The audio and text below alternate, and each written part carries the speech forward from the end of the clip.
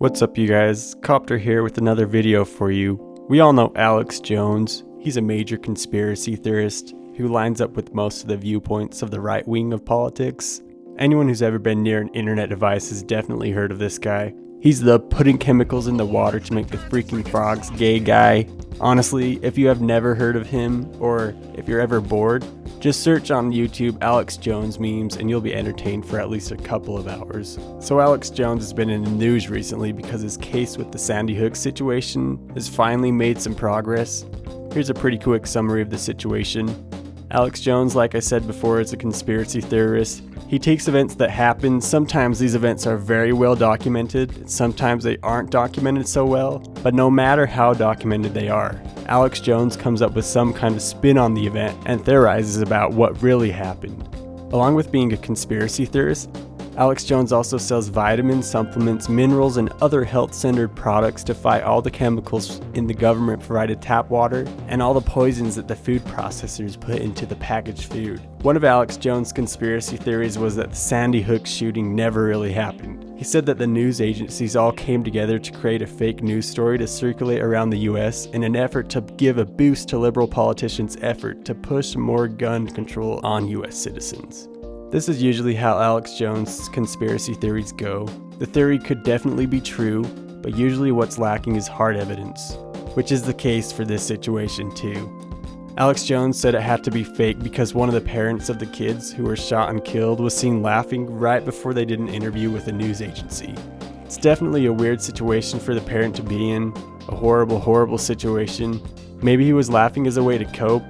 I don't know. I know plenty of people that laugh in tough situations because it's the only thing they know how to do.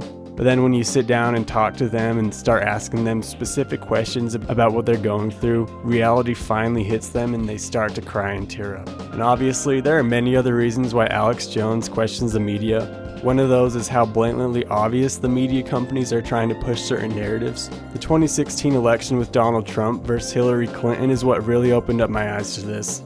For anyone who's interested in looking into this themselves, search up old news articles about Donald Trump during 2015. Then search up articles about Hillary Clinton during 2015. You don't even have to read the articles to see the bias. Just look at the images they use for Trump versus the images they use for Hillary. They make Trump seem like the most evil person who ever walked the earth, and they made Hillary seem like a heaven-sent angel that couldn't even hurt a fly. And also look at how the media companies talked about Trump while he was president versus how they talk about Joe Biden right now. Remember when Trump got sick with the blank virus? I remember the specific shot of Trump coming back to the White House after he left the hospital. As he walked up the steps to the White House, he turned around and took off his mask, and he waved at everyone. And it wasn't a sassy wave either at all. And it didn't appear he was mocking liberals by taking his mask off. He just got back to his house and wanted to breathe normally again, so he took off his mask and waved. After doing that for at least 24 hours, all the media could talk about was how evil Trump was for taking off his mask after going home to the White House when no one was by him. Dude, the guy's 70 years old and he just recovered from the blank virus. Give him a break. Now that Joe Biden's president, most of the time the media couldn't even care less what Joe Biden does or doesn't do. And there's some reporters who actually give good, tough questions. These are very rare occurrences. Most of the time, all the questions are prepared beforehand, and Joe Biden doesn't even know who he's talking to. He just goes off the list.